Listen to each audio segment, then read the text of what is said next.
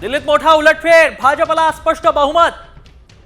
दिल्लीमध्ये तब्बल 27 वर्षांनंतर कमळ फुललंय, भाजपचं कमळ फुललंय। 2020 पेक्षा तब्बल 5 पटींनी जागांवर भाजपनं आघाडी घेतली।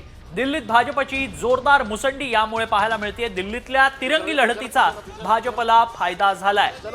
आप, काँग्रेस आणि भाजप अशी लढत होती, मात्र त्यात प्रामुख्याने लढत रंगली ती आप आणि भाजपमध्ये। त्या काँग्रेसला साधा भोपळाही फोडता आला नाही, मात्र खरी चुरशीची लढत झाली ती आप आणि भाजप। मात्र आपची पिछाट झाली आहे।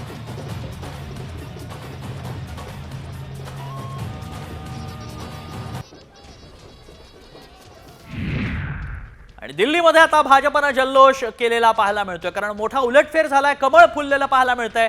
मोदी संध्याकाळी 7:15 वाजता भाजप मुख्यालयात पोहोचतील। तिथं भाजप मुख्यालयात विजयी जल्लोष केला जाणार आहे। 27 वर्षांनंतर भाजपला दिल्ली काबीज करण्यात यश मिळालंय आणि त्याचं सेलिब्रेशन भाजप मुख्यालयात संध्याकाळी केलं जाणार आहे। त्यामुळे दिल्ली कुणाची याचं उत्तर आता मिळालेलं आहे। दिल्ली भाजपची आहे हे स्पष्ट झालंय। केजरीवाल आणि आपसाठी हा मोठा धक्का, कारण दिग्गजही पराभवाच्या छायेत आहेत। स्वतः आतिशी या पिछाडीवर आहेत, अरविंद केजरीवाल पिछाडीवर आहेत आणि मतांची जी पिछाडी आहे त्याचा आकडाही भव्य आहे, मोठा आहे। साधारणतः 3000 मतांनी केजरीवाल पिछाडीवर आहेत, आतिशी ही 2500 मतांनी पिछाडीवर असल्याचं पाहायला मिळालंय। त्यामुळे एक मोठा उलटफेर दिल्लीतल्या निवडणुकांमध्ये झाल्याचं पाहायला मिळतंय। सगळे एक्झिट पोल असाच काहीचा अंदाज व्यक्त करत होते। काटेकी टक्कर जरी दाखवत असले तरी इथे चित्र एक्झिट पोल सारखं पाहायला मिळतं। एक्झॅक्ट पोल मध्ये ते बदलताना पाहायला मिळालंय।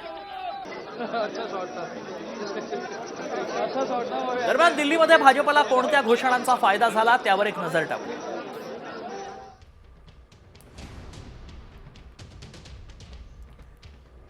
होळी आणि दिवाळीत मोफत सिलेंडर, 200 युनिट पर्यंत वीज मोफत, रहिवाशांना 20,000 लिटर पाणी मोफत, ज्येष्ठांसाठी 10 लाखांचा आरोग्य विमा मोफत, गरिबांना सिलेंडरवर 500 रुपयांची सबसिडी, या काही योजना घोषणा आणण्यात आल्या होत्या। भाजपकडनं याचा घोषणांचा पाऊस पाडण्यात आला आणि त्याचाच फायदा सध्या भाजपला होताना पाहायला मिळतोय। दरम्यान दिल्ली विधानसभा निवडणुकीसाठी मतदान तर पार पडलं आणि त्यानंतर सर्वांचं लक्ष हे या निकालाकडे लागलं होतं। बहुतांश मतदानोत्तर चाचण्यांमध्ये भाजपच्या बाजूनच कौल लागण्याचा अंदाज वर्तवण्यात आला आणि त्यामुळे भाजपचे सरकार सत्तेत आलंच, आता तर मुख्यमंत्री कोण होणार या चर्चेलाही तितकाच वेग आलाय।